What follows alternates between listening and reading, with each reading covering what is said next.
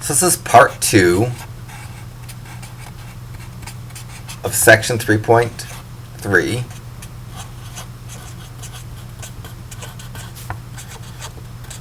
And in this section, we're going to determine the same sorts of things that we determined from the graph, specifically where a graph is concave up, where a graph is concave down, and any inflection points. And how to do it, it's almost the same as the increasing and decreasing instructions. So to find, we'll say concavity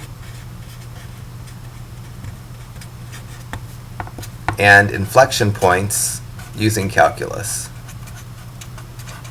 We'll do these steps.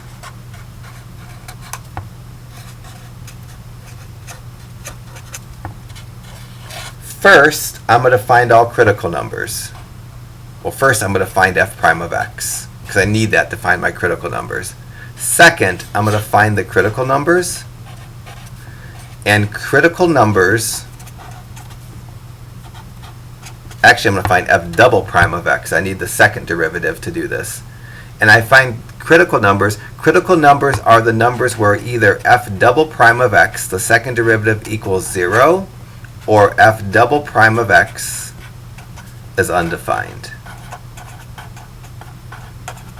So find the second derivative, find the critical numbers. If the second derivative is a square root or a fraction, then there's a chance there's values of x where it's undefined. If it's a polynomial or has e's in it, it's going to be defined everywhere. So I'm going to get the critical numbers, and just like I did for the first derivative for increasing and decreasing, I'm going to plot the numbers that we get from this step on a number line.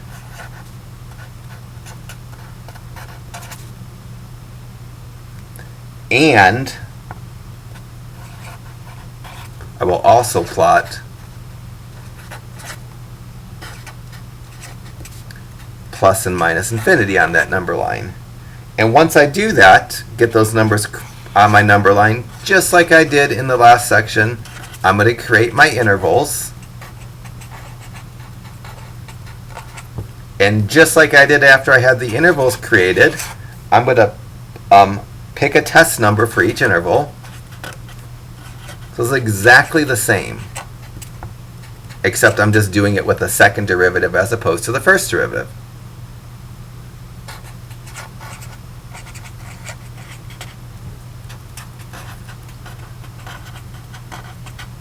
And then for step 6, I'm going to plug the test number into the second derivative. The icky thing is here, I can't do this on my calculator. My calculator doesn't plug numbers into the second derivative. So that I'm going to have to do off the main screen. And it's going to probably give me some grunge.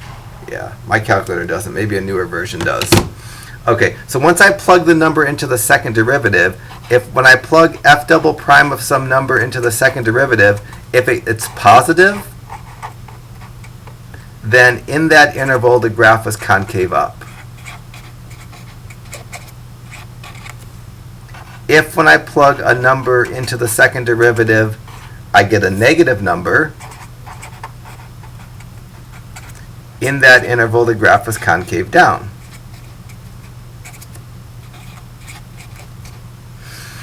So that's almost everything. The only other thing we need to do is determine if the critical number is an inflection point. And how do I determine if the critical number is an inflection point? If the graph changes concavity at that critical number and that critical number is in the domain of the function, then it's an inflection point. So number 7, determine if the critical number is the x-coordinate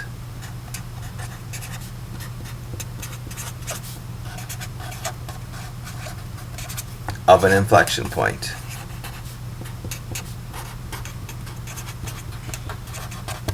And for it to be the x-coordinate of an inflection point, you need two things. You need different concavity on either side of that value of x.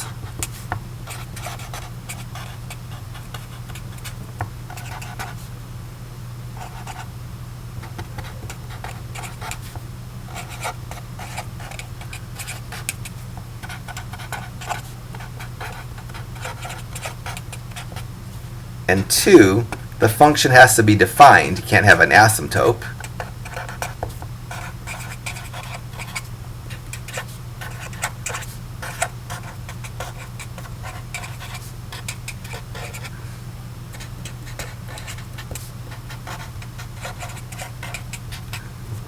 So once I determine if the x-coordinate is the x-coordinate of if a critical number is the x-coordinate of an inflection point or not, then step 8 is find the y values for any x's that are and x's that are the x-coordinate of an inflection point.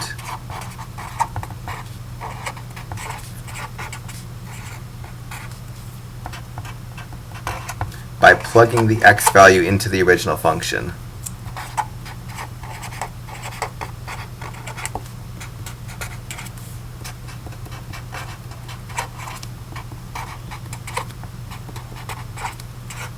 Not into either derivative. Alright, that's a monstrous amount of steps, but they're really not going to be too bad. I hope. They're not going to be any worse than they were in the last section anyways. So, I'll just start doing problems 19 through 34, exactly the same instructions as the graphs. Find the open intervals where the function is where the graph of the function is concave up and down, find the inflection points. So, step 1, find the second derivative. So, first derivative of this is going to be 2x cubed. The derivative of that is 6x squared. The derivative of minus 24x is minus 24. That derivative is usable for increasing and decreasing, but not usable for concavity. So I'm going to do the second derivative. The derivative of 6x squared is 12x. The derivative of minus 24 is 0. So now I'm done with my first step in trying to determine a concavity. I found the second derivative. Second step, I'm going to find the critical numbers. So this was kind of step 1. Step 2, I'm going to search for critical numbers. And because all the derivatives are polynomials, they're defined everywhere. So to find the critical number, I just take the second derivative and set it equal to 0. And when I do that, it's just one step. I divide both sides by 12. And I get x equal to 0 for this step. Done with step 2. Moving on to step 3, plotting the number that we got from step 2, which is 0, on a number line. And also I'm going to put negative and positive infinity on it.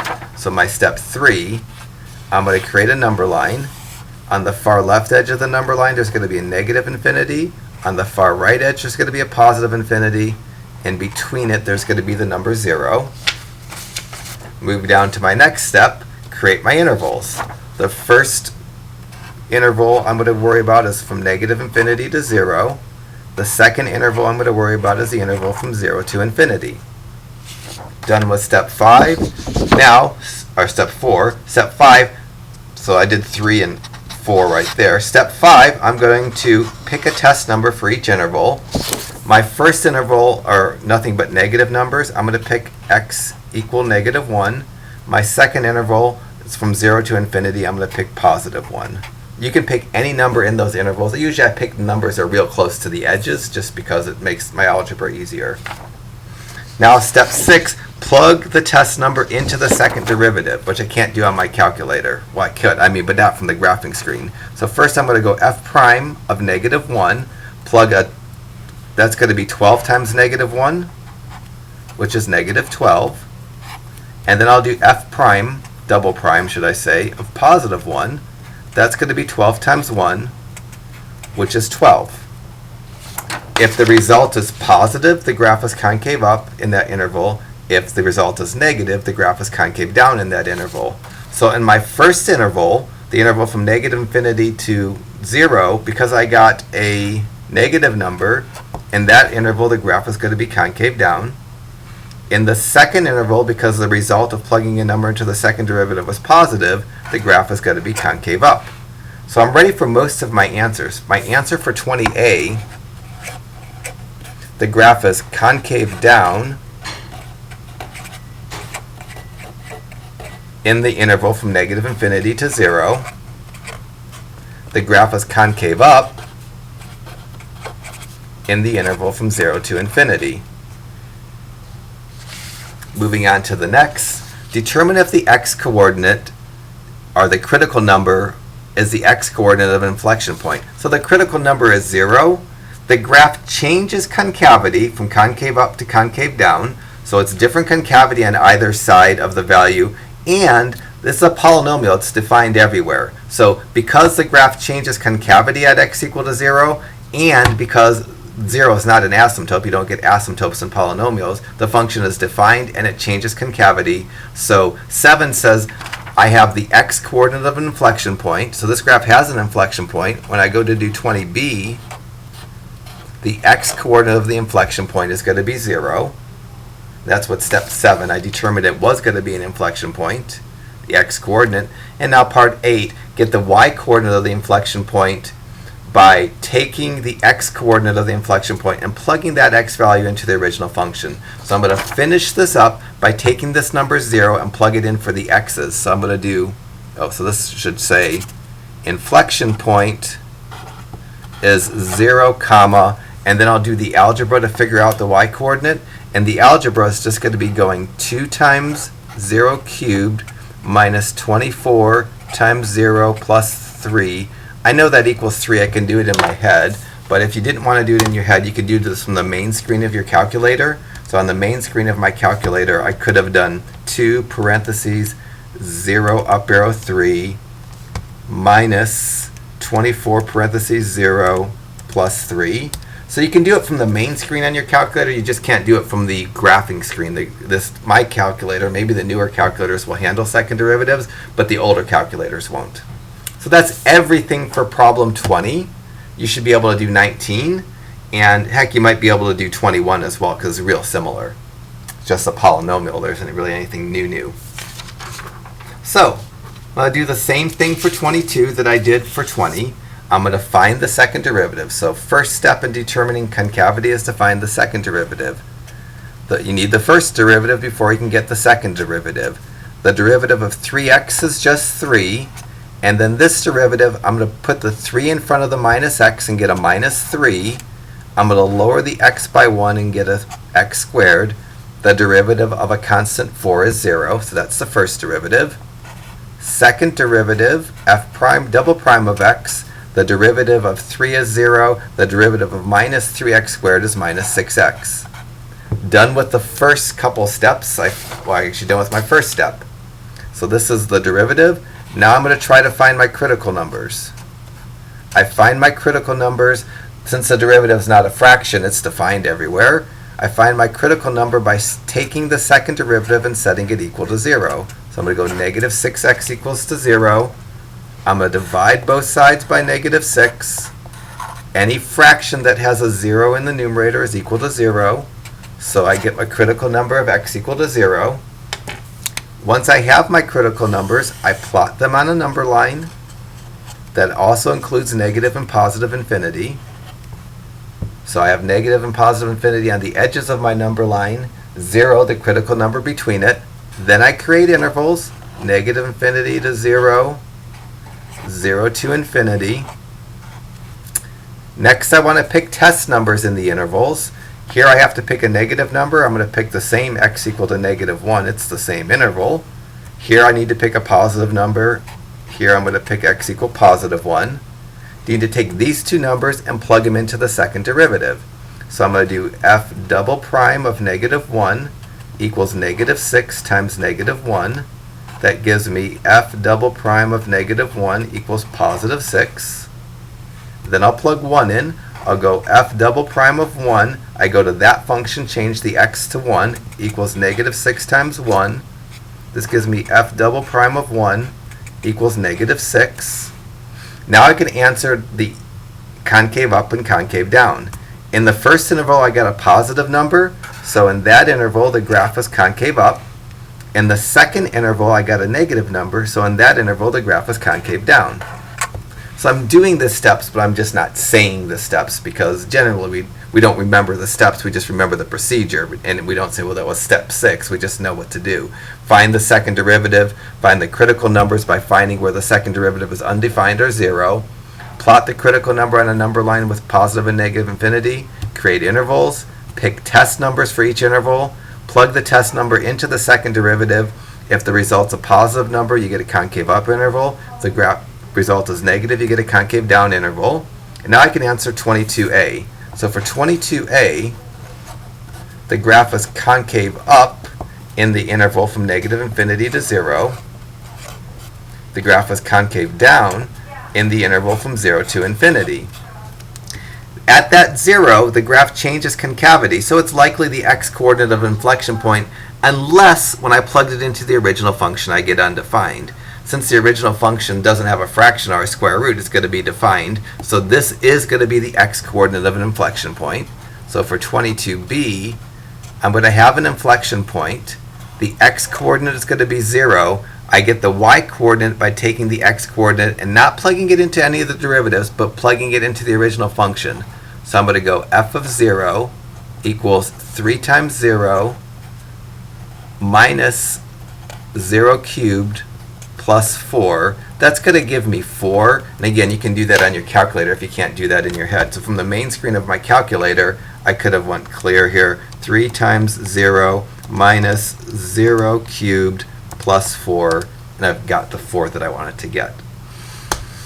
So that's everything for 22a. These are actually, I think, in some sense, a little bit easier than doing the increasing and decreasing. It doesn't feel as tedious to me. Maybe it's just the same, and I've done so many of these, I'm just getting better at them. So you should be able to give 21 a crack. You might be able to do 23 before I do 24, because it's just another polynomial. And polynomials, there's no domain issues to worry about. So, same instructions for problem 24 and 23, so same procedure. To find the intervals where a graph is concave up and concave down, I need a second derivative. So I'm going to start off by finding the first derivative. F prime of x is going to be the derivative of x cubed is 3x squared. The derivative of 4x squared is 8x. The derivative of minus 3x is minus 3. Done with the first derivative. Move on to my second derivative, because I don't need the first derivative. So f double prime of x, the derivative of 3x squared is 6x, the derivative of 8x is 8, the derivative of minus 3 is 0, that derivative of 2 was 0. So I have my second derivative. It's not the best second derivative, but I'm going to live with it. Move on to find my critical numbers. My critical numbers for concavity are where the second derivative is undefined or where it's 0. Since the second derivative is a polynomial, it's defined everywhere, so I just have to find where it's equal to 0. And I'm going to minus 8 from both sides. I'm going to get a horrible fraction and divide both sides by 6. This is going to be messy when I go to find the y-coordinate of the inflection point, but I'll use my calculator, so I'll get rid of the mess a little bit. So negative 4/3 is the x-coordinate that I'm going to plug on the number line. So done, I found my critical number. I'm going to write a number line that has negative infinity and positive infinity on the edges, and my critical number, x equals negative 4/3, which is like negative 1 1/3 or negative 1.33, if you need to know that, between them. So my first interval is going to be negative infinity to negative 4/3. My next interval is going to be negative 4/3 to positive infinity. Now I need to take a number. I need here a number less than negative 1.33. I'm going to choose x equal negative 2.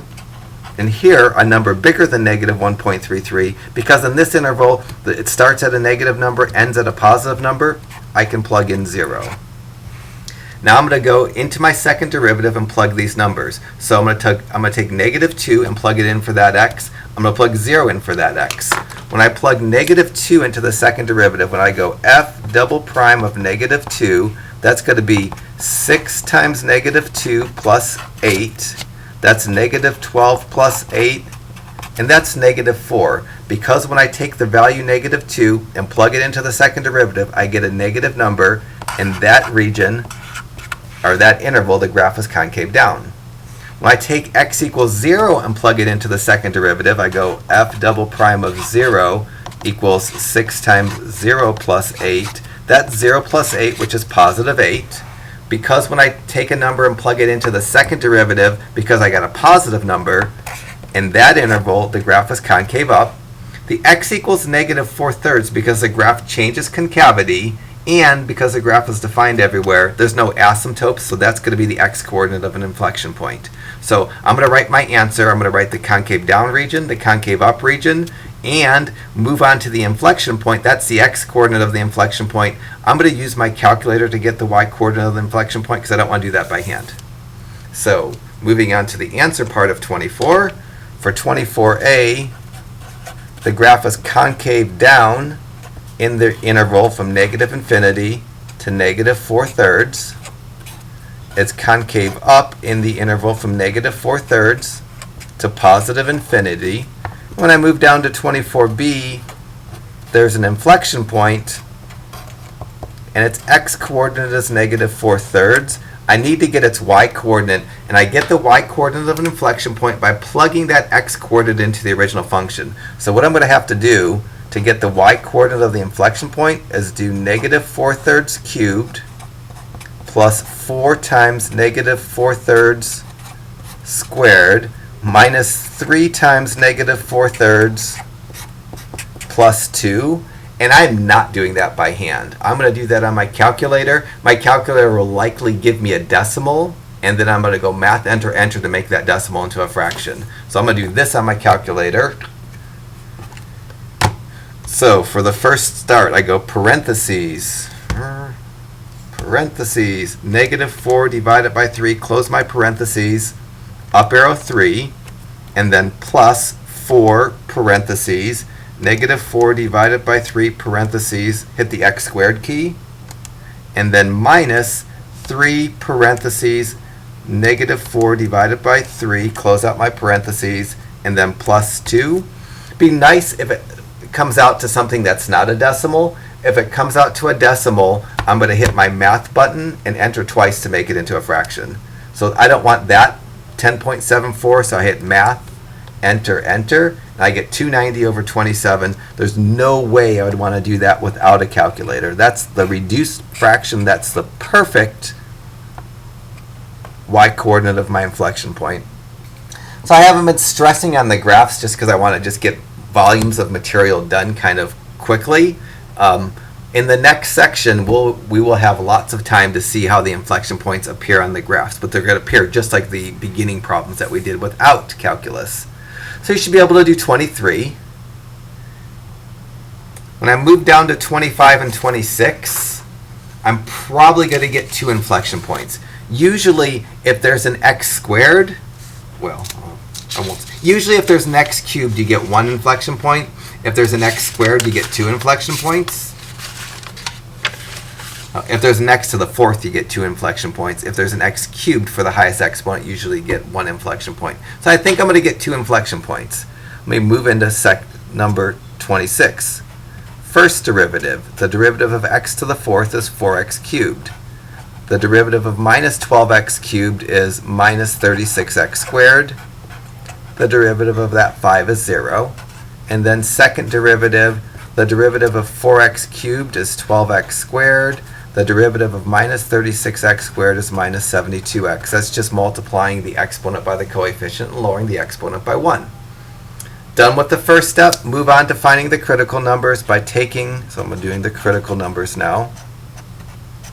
I find the critical numbers because this is defined everywhere just by taking the second derivative and setting it equal to 0.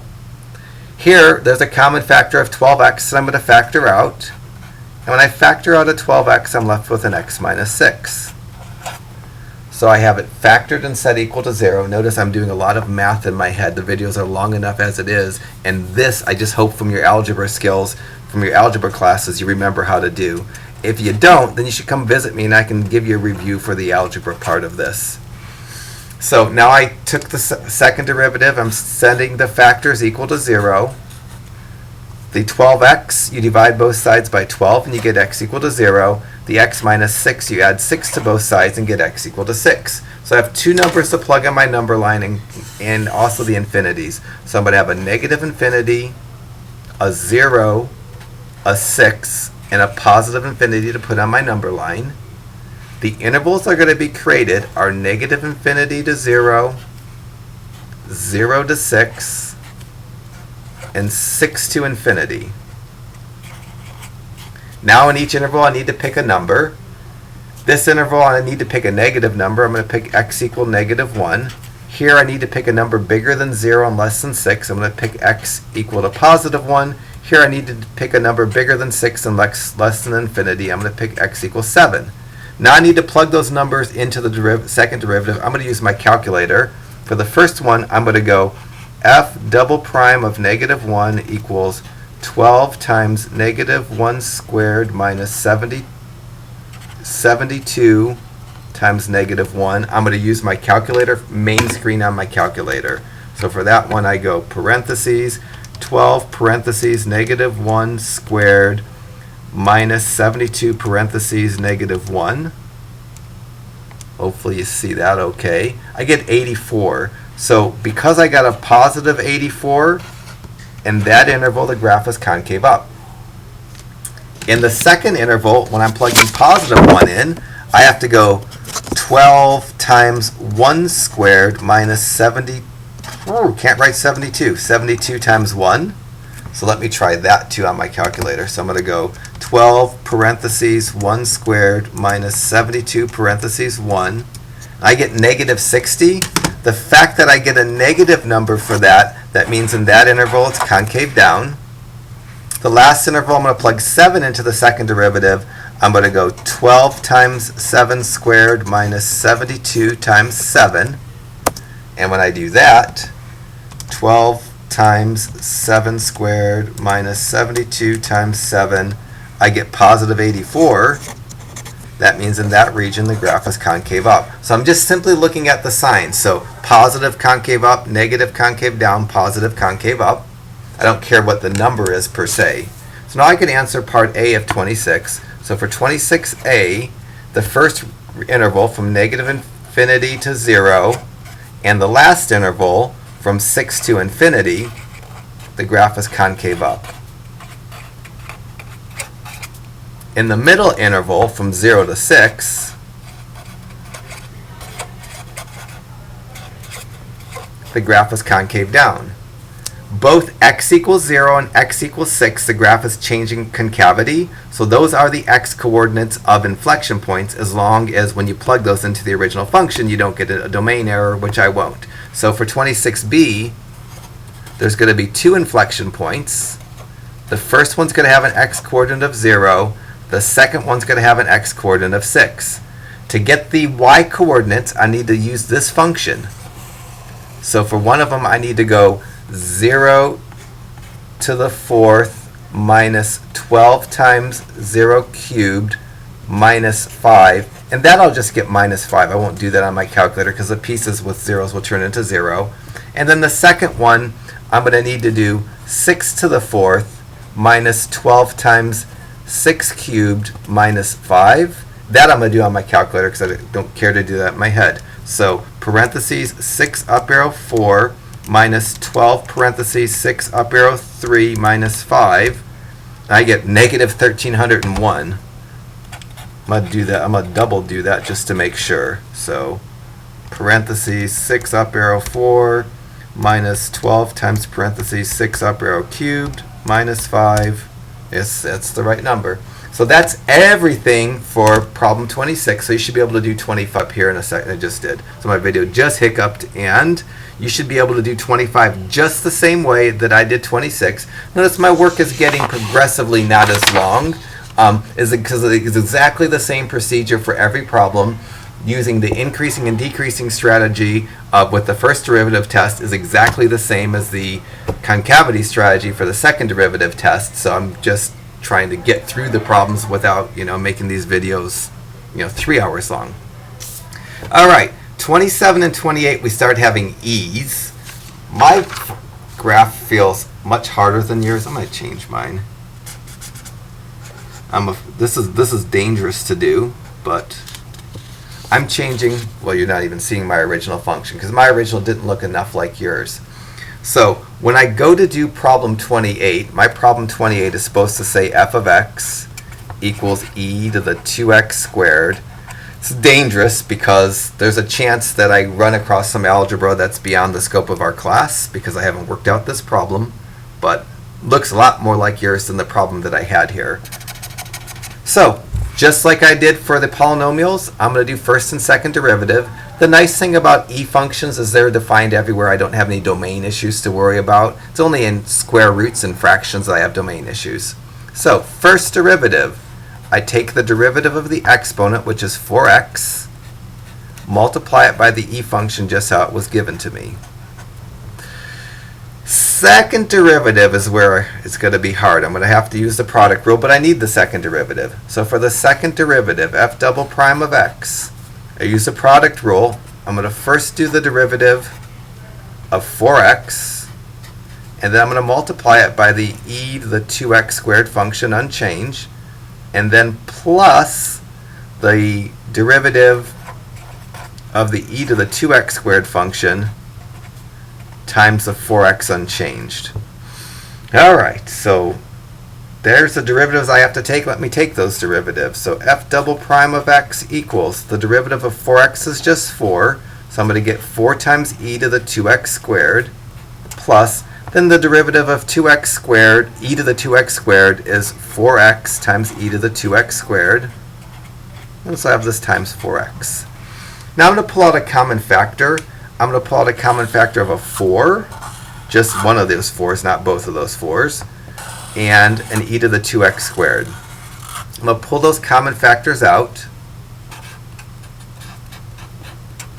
So I'm going to write a 4 e to the 2x squared times, I've took out that piece in its entirety, so I need to leave a 1 behind.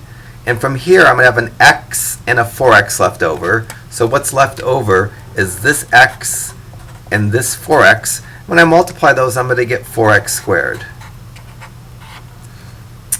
Alright, so now I have my derivative factored, which is a nice thing. So now let me set the derivative equal to 0. So I'm going to go 4 times e to the 2x squared times 1 plus 4x squared and set it equal to 0. So there's 3 factors. I'm going to set them all equal to 0. I'm going to go 4 equal to 0, e to the 2x squared equal to 0, and 1 plus 4x squared equal to 0. I know the first one doesn't give me a solution because it doesn't have an x. There's no hope for that to give me a solution. I also know that e to any power can never be equal to 0, so that one has no solution. Now I'm going to move on to this one. And in this one, I need to pull something from college algebra because it doesn't factor. So I'm going to minus 1 from both sides and get 4x squared equals minus 1. And then I'm going to divide both sides by 4 and get x squared equals minus 1/4. And I'm going to solve this by square rooting both sides. So I'm going to square root plus or minus square root. So this is part of the problem with calculus is you need to remember algebra when it's needed, and this you probably haven't done since last semester. The square root of x squared is just x. The square root of negative 1/4 gets an I because it's a negative. The plus or minus sign stays. Then I separately do the square root of 1, which is 1, and the square root of 4, which is 2.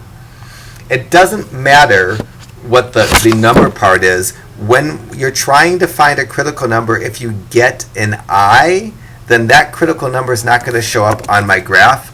So I don't get a critical number from solving this because the solution produced an I. And you only get critical numbers was when you solve a problem and you get a non-imaginary solution. So there are no critical numbers for this particular problem. So when I go to do my work, I don't plug any numbers other than negative infinity and positive infinity on my number line because there's no critical number for that, and that gave me an I, so there's no critical number that's plottable on my number line because 1/2 I is not between negative and positive infinity. So when I go to do my number line approach, The only thing on my number line is going to be the numbers negative and positive infinity. And I can pick any number in the world. I'm going to pick x equal to 0, and I'm going to plug it into the second derivative. I'm going to plug it right into there. So I'm going to go f double prime of 0 equals 4 times e to the 2 times 0 squared power times 1 plus 4 times 0 squared. I think that whole thing comes out to 4, but I'm going to go ahead and do this on my calculator because I believe doing it in my head is not bright. So I'm going to go on, clear, bring this down so you can see it a little bit. 4, and then second and ln for the e, and then the exponent is 2, and then 0 squared. I'm just going to write 2 times 0 because the 0 squared is 0, and that's going to make that easier for me to enter on my calculator. So now I'm up to that part done better than I can do it with the exponent. And then parentheses, 1 plus 4 parentheses 0 in parentheses squared, close that parentheses. So that's how you'd enter that. So I did 4, second and ln for an e. I did 2 times 0 as opposed to 2 times 0 squared because 0 squared is 0. And then 1 plus 4 parentheses 0 squared. I could have done 1 plus 4 times 0. And when I do that, I get positive 4. And I'm not worried so much about the number, but the sign of the number. Because I got a positive number in that interval, which is the entire interval from negative infinity to infinity, the graph is concave up. So I only have one interval to put in my answer. I didn't even take the time to write that interval down. So for 28a, the graph is concave up between negative infinity and positive infinity. It's never concave down because I'm never getting a negative result when I'm plugging a number into a derivative because I only plug the one number in. And then for 28b, because the graph never changes from concave up to concave down or concave down to concave up, I don't get an inflection point. I think your problem 27 is going to work exactly like that.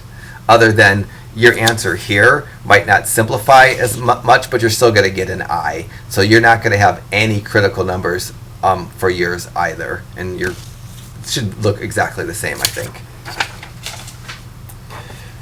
All right. So 30 to go.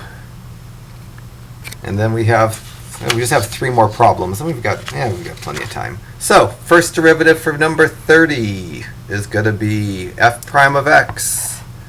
I take the derivative of the exponent, the derivative of 5x is 5, times the original function unchanged. Move on to the second derivative. The second derivative, I don't need the product rule because that 5 doesn't have an x, so I'm just going to do the same. Well, let me do the product rule. So to do the second derivative, I'm going to do the derivative of a 5 times the e to the 5x unchanged, because of the multiplication there, plus the derivative of e to the 5x times the 5 unchanged. So this piece right here, the derivative of 5, because it doesn't have an x in it, its derivative is 0 because it's a constant. So this is 0 times e to the 5x. And then this piece is going to be the derivative of e to the 5x is 5e to the 5x times this 5. This is nice. This piece is 0. It's gone. This piece I multiply the 5's together. So I get f double prime of x equals 25 e to the 5x. Now I'm going to set this derivative equal to 0. It's an e, so there aren't any undefined parts. So I'm going to go 25 e to the 5x equals 0. I'll set the two factors equal to 0. My two factors are 25 and e to the 5x. 25 can't equal to 0 because there's no x in it. And e to the 5x, e to any power, can never be equal to 0. So just like in problem 28, there's no critical numbers. So the only numbers that go in my number line are negative and positive infinity. And I only have the one interval to worry about. So the interval that I'm going to worry about is the interval from negative to positive infinity. You can check any number. I might as well check x equal to 0. And I'm going to go right to this function right here and plug 0 in to figure out whether it's concave up or concave down.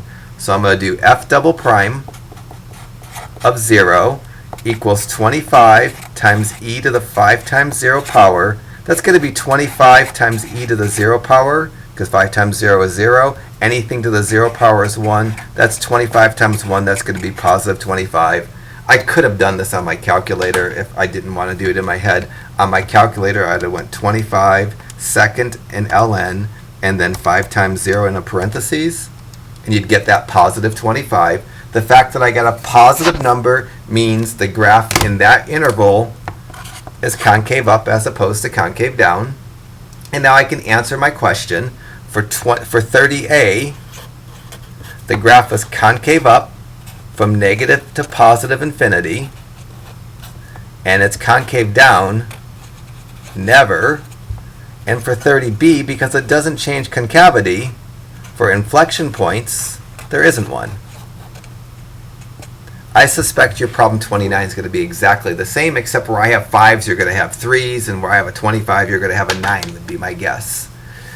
All right, 2 more problems, and they're the fractions. And the fractions are the ones where we can have a change in concavity over a vertical asymptote and get something that, that looks like it's an inflection point, but it's not going to be. So for problem 32, same instructions. Immediately when I see a fraction, I look at its denominator and find out where its denominator is equal to 0. Where a fraction has a denominator equal to 0, you likely get a vertical asymptote unless the problem could be factored and you could cancel the denominator away by factoring, then you'd get a whole. But nevertheless, you can't have inflection points at wholes nor at vertical asymptotes. So for this particular 31, because the domain of the function is all real numbers except -1,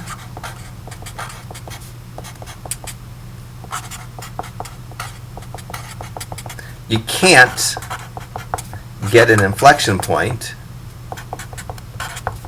at x equal -1 because you're going to have a vertical asymptote there. So the fraction graphs usually, they look like these, and I imagine the graph of the function, if I graphed it, would look like these. I'm probably going to get one interval concave down, one interval concave up, but I'm not going to get an inflection point because at the point where I like to have my inflection point, it's going to be at x equal -1 and the function isn't defined there. So my guess is I'm going to get one interval where the graph is concave up, a second interval where the graph is concave down, and the x-coordinate of the critical value is going to be -1, and that can't be the x-coordinate of an inflection point because the function isn't defined at -1. So let me push through my derivatives. And so I need to use the quotient rule. So f prime of x, quotient rule says to take the denominator, so I'll make a fraction, says take the denominator x plus 1 times the derivative of the numerator, which is 5, minus the numerator, which is 5, times the derivative of the denominator, which is the derivative of x plus 1, all over the denominator squared. This is going to be a nice derivative. So f prime of x equals x plus 1 times the derivative of 5, because 5 doesn't have an x, it's a constant, it has a derivative of 0, and then minus 5 times the derivative of x plus 1, the derivative of the x is 1, the derivative of the 1 is 0, so that derivative is just 1, all over x plus 1 squared. In the numerator, this piece is something times 0, so you get a 0, and that gives me f prime of x equals minus 5, which is that product, over x plus 1 squared. When I go to do the second derivative, I don't like using the quotient rule when the denominator already has a square in it, so I'm going to rewrite this with a negative exponent. I'm going to write it as -5 times x plus 1 to the -2. That's just a different version of the first derivative, but it's a version of the first derivative that makes it easier to find the second derivative. So now I'm going to try to find the second derivative. I'm going to use the chain rule because of the parentheses with an exponent. I'm going to take the -2 and multiply it by the -5. I'm going to leave myself some room, and I'm going to lower the exponent by 1 from -2 to -3. Inside this parentheses, I put the derivative of the inside of the parentheses. The derivative of x is 1, the derivative of 1 is 0, so I just get a 1 there. All right, so that's the second derivative. Let me clean it up. I'm going to multiply these to get a positive 10. And I'm going to move this down to the denominator to make its exponent positive. So, first fraction for a derivative. To find critical numbers of a fraction, you separately set the numerator and the denominator equal to 0.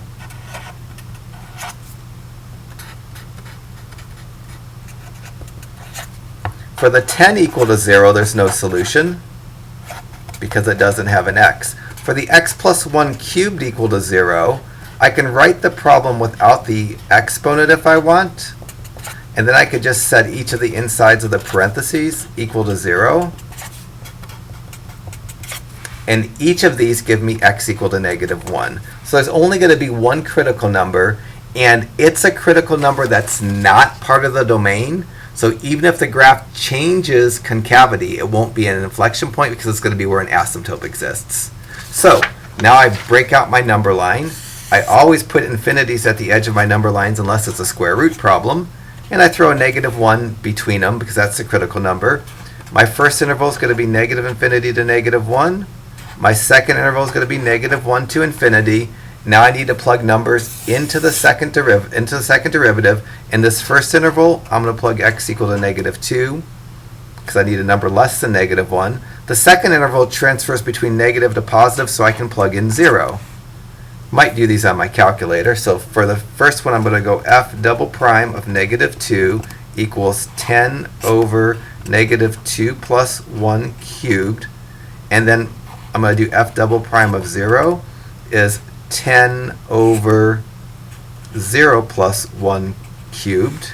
I don't want to do either one of those in my head at this point. You can even see what I wrote anyways. So for this one, I'm going to go 10 divided by parentheses negative 2 plus 1 parentheses up arrow 3, and I get negative 10.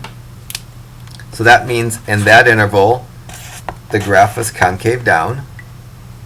And then for the second one, I'm doing 10 divided by parentheses 0 plus 1 up arrow cubed, and I get positive 10.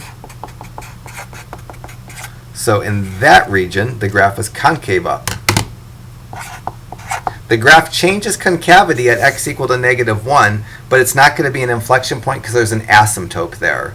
If I graph this function, if you just wanted to see it, if I graph the function 5 over x plus 1, clear, so 5 divided by parentheses x plus 1, zoom standard.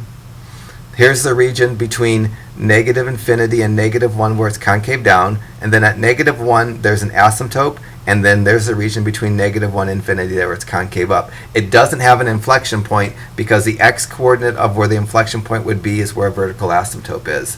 So I'm just going to transfer these to my answer now. So for my answer, for part A of 32, it's going to be concave down between negative infinity and negative 1. It's going to be concave up between negative 1 and infinity.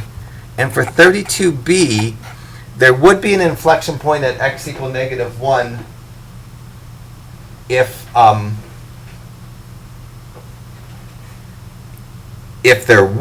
the function was defined at negative 1. But since negative 1 is not part of the domain, then there's no inflection point. So what I'd have to do to find the inflection point is plug negative 1 into the original function. And if I plug negative 1 into the original function, I'd get 5 over negative 1 plus 1, which is 5 over 0, and that's undefined. And that you don't get an inflection point when you have an undefined y-coordinate. So there's no inflection point.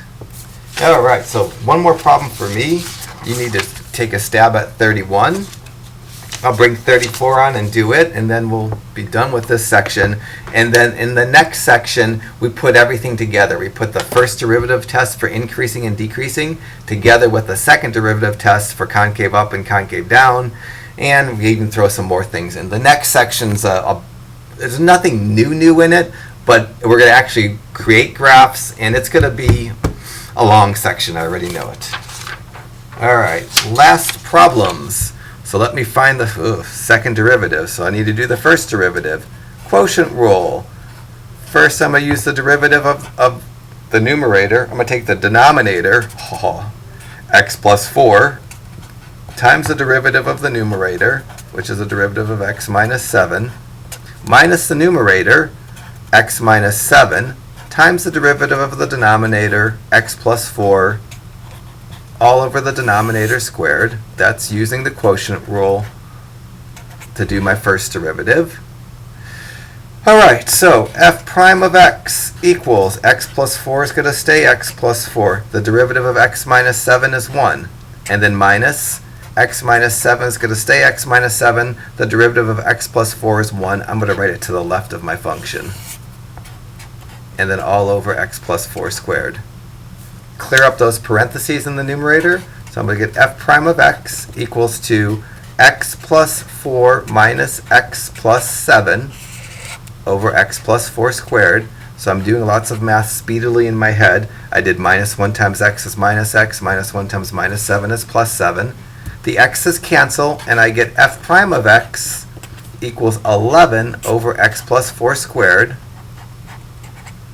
When I go to do the second derivative, I'm going to rewrite that so it's not a fraction, because I don't like doing the quotient rule derivative when the denominator is more complicated than just a single factor. So I'm going to rewrite the first derivative. So I shouldn't write f double prime. I should write f prime of x equals this derivative written with a negative exponent, which is 11 times x plus 4 to the negative 2. Now I can do the second derivative with the quotient rule. I mean the power to chain rule. Hello, obviously I'm getting tired. So I'm going to go negative 2 times 11, leave myself some room, lower the exponent by 1 to negative 3, and inside that parentheses, put the derivative of the contents of the parentheses. The derivative of x is 1, the derivative of 4 is 0, so I just put a 1 in there. Now I'm going to multiply these out. I get f double prime of x equals negative 22, and move down to the denominator to make the exponent positive. There's the second derivative. Now I'm going to find my critical numbers by setting the numerator and the denominator equal to 0. So I'm going to go negative 22 equal to 0, and x plus 4 cubed equal to 0. The 22 equal to 0 doesn't have an x, it doesn't give a solution. And then for the x plus 4 cubed equal to 0, I could just write it without the exponent and then set each of the parentheses equal to 0. And you get x equal to negative 4 as the only critical number. So on a number line, I'm going to plug negative infinity, positive infinity, and negative 4. So my number line is going to include negative infinity, negative 4, and positive infinity.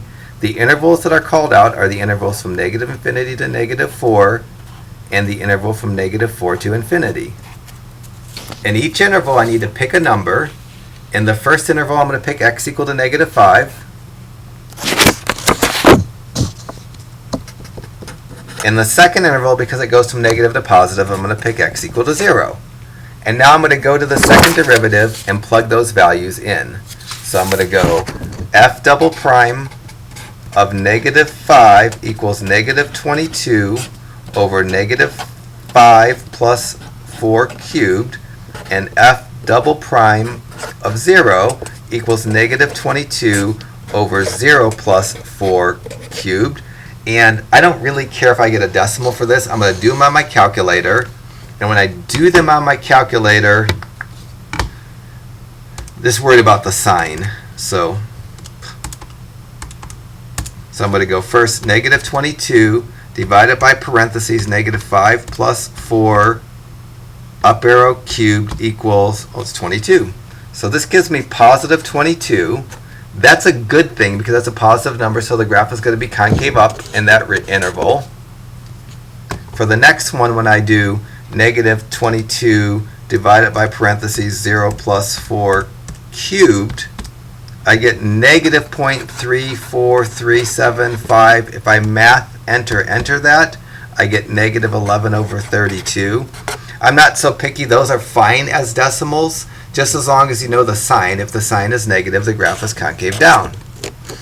So I'm basically done. Now I'm going to go answer my question. And in terms of answering this question, it's going to be, so for my answer for 34A, it's concave up between negative infinity and negative 4. It's concave down between negative 4 and infinity. When I go to do problem 34B, to get an inflection point, I'd have to plug negative 4 into the original function. And plugging negative 4 into the original function, I'd go f of negative 4 equals negative 4 minus 7 over negative 4 plus 4. That's going to be negative 11 over 0, and that's undefined. Because when you take the critical number and plug it into the original function, you get a 0 in the denominator, which is undefined. Then you don't get an inflection point. The graph is going to have an asymptote. It's real easy to see this. If I graph this function, the function is parentheses x minus 7 divided by parentheses x plus 4. Zoom standard it. There's the first interval from negative infinity to negative 4 where it's concave up. Here's the second interval from negative 4 to positive infinity where it's concave down. And at x equal negative 4, there's a break, there's an asymptote there that my calculator doesn't show the asymptote, but there's one there. And you can't have an inflection point at an asymptote. All right, so I know I speeded up a little bit because I wanted to get everything in, and I assume not everybody's watching me do every problem. So once I thought I did enough examples slowly that you could pull through the rest of them. If I did them a little bit fast, I sped up the process just to get the video done. All right, so you have to have these first couple sections nailed, specifically section 1 where we do the increasing and decreasing and maximums and minimums. That you have to have perfectly understood, and section 3 where we have the where we have the concave up, concave down, and inflection points. You have to have that perfectly understood. And if you have those two sections mastered, then the next section there's really going to be nothing really significantly new. Maybe we'll pull some stuff back from college algebra about finding intercepts. But there isn't going to be anything new. It's just going to combine everything we've learned in the first few sections.